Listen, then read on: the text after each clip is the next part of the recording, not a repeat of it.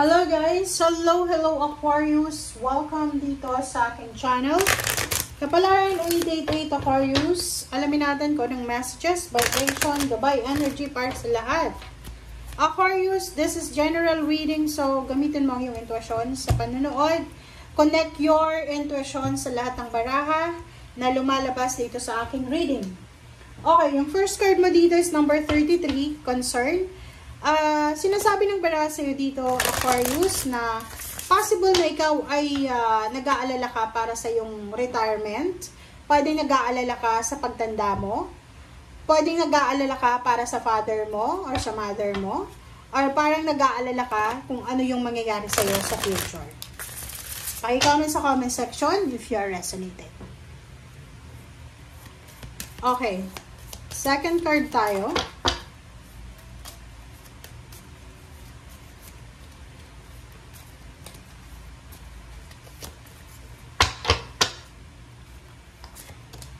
Okay. Cast a circle. Wow.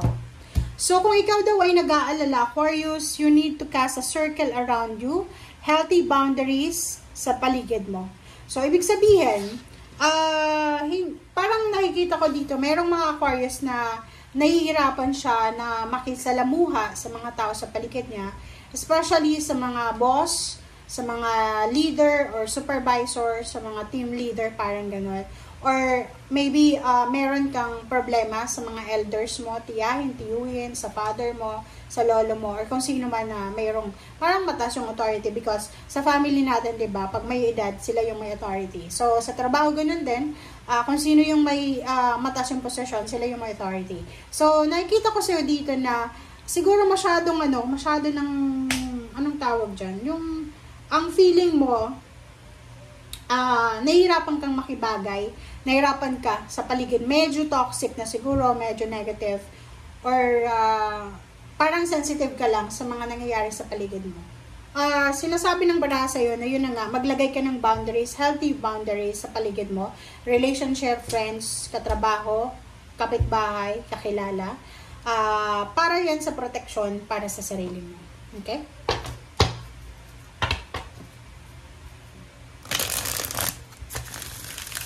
Okay, Aquarius. Third deck na tayo.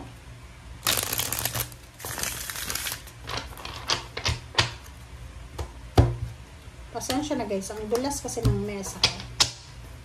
Okay. First card mo dito is Queen of Wands, Magician, Five of Cups, wow, Four of Wands, and then Knight of Wands. Okay. Sa lalim mo is Eight of Pentacles. Wow. Okay. So, kung makikita mo dito, you're juggling diba? Nahihirapan kang i-balance yung iyong finances. Maybe, parang nakikita ko dito, overtime, full-time, may mga part-time, may mga Sundays, Saturdays work, parang ganun. So, sobrang hirap na ang Aquarius na to na i-manage yung kanyang finances. Sinasabi ng baraha sa'yo dito na possible na may mag-offer sa'yo ng trabaho. There's an offer about job, international or local. Or maybe there's an offer, or maybe hindi naman siya offer, parang may magkwento lang sa'yo. Parang kakwentohan ka na, alam mo, Aquarius, pwede kang mag-apply pamuntang ibang bansa, or pwede kang mag-apply sa other company, or pwede kang mag-apply dito, ganyan, ganito. So, comment down below if you resonated. Queen of Wands, ang Queen of Wands na yan is maybe about family, about relationship, about job.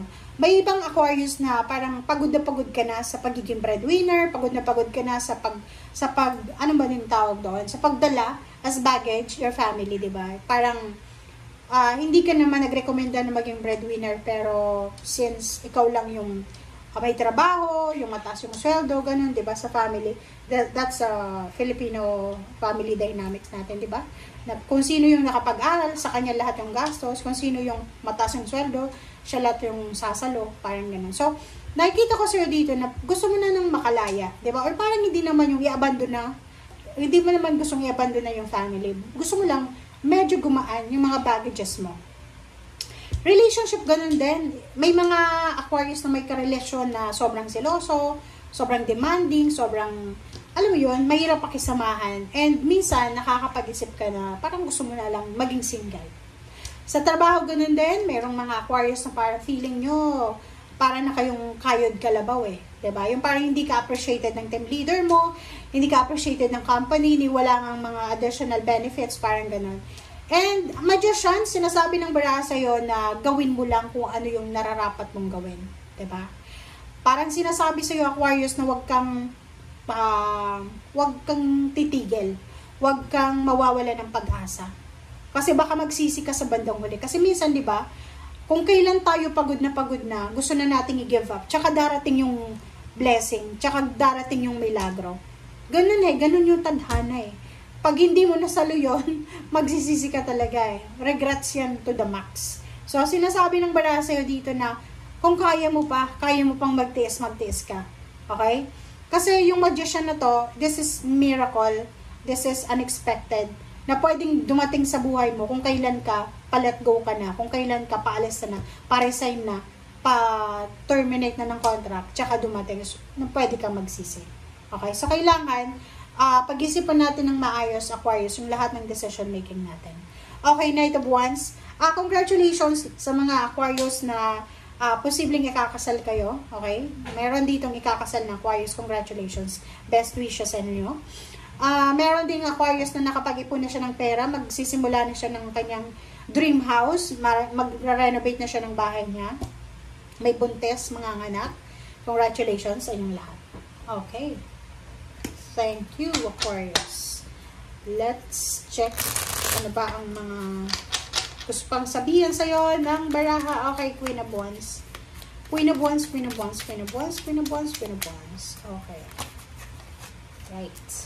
Six of Swords. Oh, diba? Sabi ko sa'yo eh.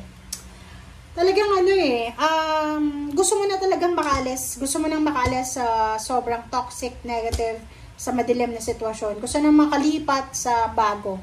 It's either gusto mo nang makapunta ng ibang bansa, or makalipat ng bahay, gusto mo ng pagbabago. This is overall change. Yung Six of Swords kasi, galing ka, or kasalukuyan kang nasa mabigat na situation na sobrang, ang hirap siyang i-settle. And gusto mo na ng pagbabago. Okay, Magician. Alright. Magician, Four of Swords. Wow. O, diba? Sinasabi sa'yo dyan, Aquarius, na just keep going lang. Okay? Keep going lang. Huwag kang susuko. Kasi yung Four of Swords, parating na. Parating na yung kalma. Parating na yung stability, balance. Parating na yung katahimikan sa buhay mo. Five of Cups. Five of Cups, guys.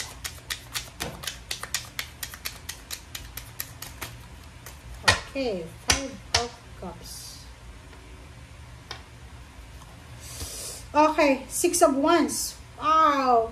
So, sinasabi ng Barasir dito talaga na huwag kang susuko kasi baka pagsisihan mo yung success, yung victory, yung milagro, yung recognition, yung awards, yung higher salary, higher position na posibleng darating sa'yo. Congratulations. Four of Wands. Four of Wands, Four of Wands tayo, guys. Okay, kunin ko to. Ay, hindi na. Nahulog na siya. Okay. Oh, wow. Dalawa siya. Okay, the Chariot and Temperance. Ooh. So, sinasabi ng bara sa'yo dito na Aquarius, huwag tayong masyadong magmadali na makuha yung victory. Okay, so ibig sabihin, be patient kasi yung victory and success na makukuha mo is makukuha mo siya because of hard work. So, huwag tayong masyadong magmadali, Aquarius. Kasi on the way na siya. Parating at parating na talaga siya. So, konting tiis pa. Knight of Wands. Meron din ditong possible na yun, lilipat ng tirahan, lilipat ng bansa, magta-travel, international. Konting tiis pa. Three of Wands. Talagang waiting siya. Wow! Ang galing. Sinasabi sa'yo ng baraha dito na kasalukuyan, if you're waiting for something, if you're waiting for a relationship, for a contract signing, for a visa, for new place of work, new place of residence, you need to be patient, guys. Kasi on the way na siya. Temperance, yun yung kailangan mo dito. Okay? Maging, parang anong tawag dyan? Huwag tayong masyadong magmadali ba. Okay? Isipin mo na on the way na siya. Okay? Thank you, guys. Bye!